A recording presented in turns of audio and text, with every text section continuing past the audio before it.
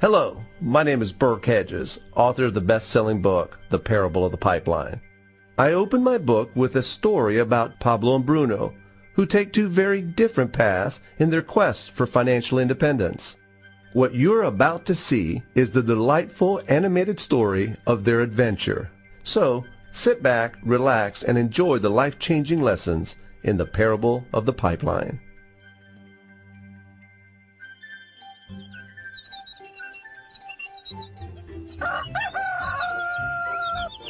Far away, in a small village, near a beautiful valley, lived two friends, Pablo and Bruno.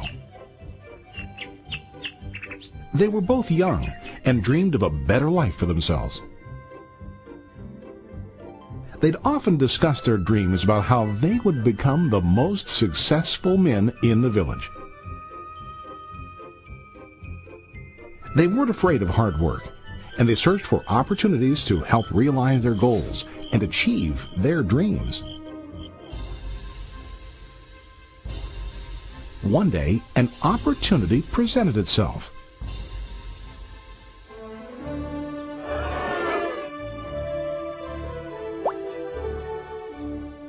The mayor of the village decided to hire two people to bring water from a spring up on the mountain, across the valley, back down to the village. They were to be paid based on the amount of water delivered to the village. Bruno and Pablo enthusiastically got to work. Every day, from morning till evening, they carried buckets to and from the spring. They worked hard, carrying water to the village.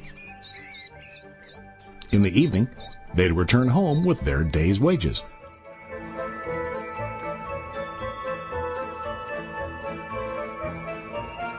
Bruno was satisfied with his work and the money he earned.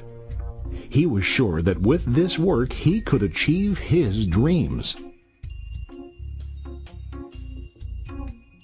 Bruno thought that to increase his wages he could use bigger buckets to bring more water each trip.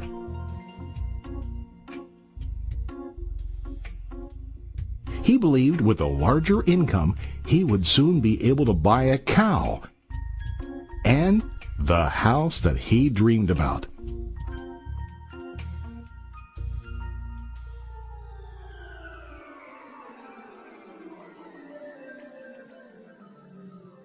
Now Pablo was not satisfied. At the end of the day, his back and hands ached, and he was exhausted. He was looking for an easier way to earn more. One day an idea occurred to Pablo. He imagined building a pipeline to deliver the water from the mountain spring to the village. With this pipeline, he could get more water to the village without carrying buckets back and forth from the spring to the village. Soon, he got very excited about his idea and began to plan. Pablo, of course, shared his idea with his friend Bruno and asked him to join with him to work on and help build the pipeline. Bruno thought the idea was crazy. All Bruno could think about was what his money could buy today and how to get it quicker. He felt that building a pipeline would slow him down and delay him in achieving his goals. Instead, Bruno got bigger buckets and went more often back and forth fetching water. He was sure that with this method he could make more money. Pablo decided to build the pipeline on his own. He understood that it would not be easy to build, and it would take time to complete the pipeline. Pablo knew that it could take several years to finish, but he set his mind on his goal. Every day he worked and carried water like before. But on weekends and during his spare time, he worked hard to dig in the rocky soil and build his pipeline. In the first month, there was little to show for his work.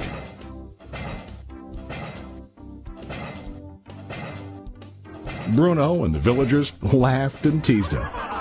They called him Pablo the Pipeline Man.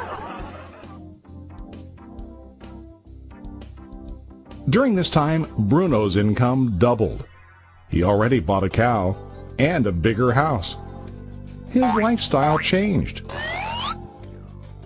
He now spent time after work in the bar, enjoying his hard-earned wages from delivering water.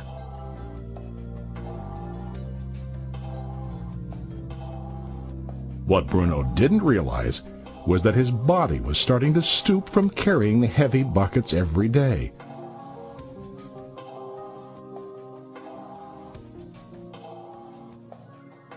His face looked worn and his body tired.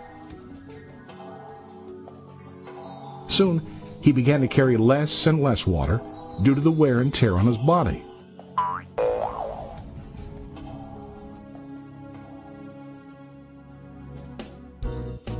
Month after month, Pablo worked.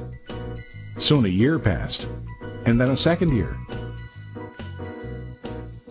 Finally, Pablo finished his pipeline. He now used his pipeline to deliver water to the village instead of carrying buckets. Pablo was now earning more money than ever before.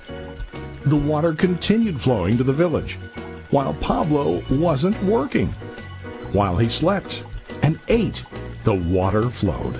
Pablo was happy and proud of his insight, persistence, and hard work. Now his income flowed as long as the water flowed through his pipeline.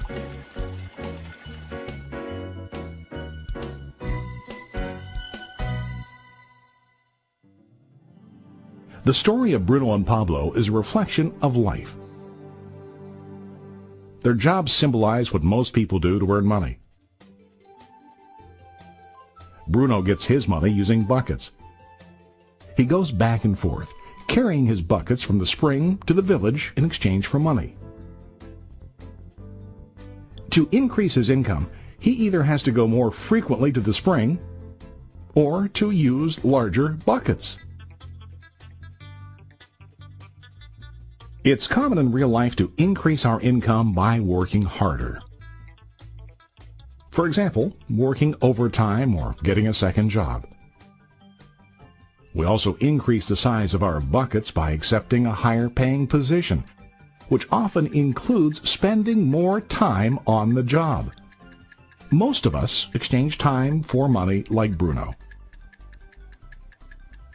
We know that every person has only 24 hours in the day and that it's not possible to use all our time to work.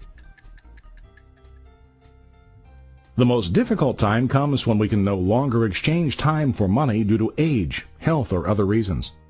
Then, our income stops. Now let's review what Pablo did. Very wisely, Pablo did not exchange all of his time for a limited income, but he used some of his time to build a pipeline. He knew that the pipeline would bring ongoing income as long as the water flowed. An ongoing income that multiplied the time he worked each day. Pablo knew that someday, maybe because of age or health, he would no longer be able to exchange his available time for money. Pablo knew that if he could make his idea of a pipeline work, then he only has to do the hard work of building the pipeline. After the pipeline was completed, Pablo was able to monitor and maintain the flow of water to ensure that his income will continue. Pablo has shown us that to earn an income, we don't always have to directly exchange time for money. There really are better ways. How about you? Are you still like Bruno, who directly exchanges time for money?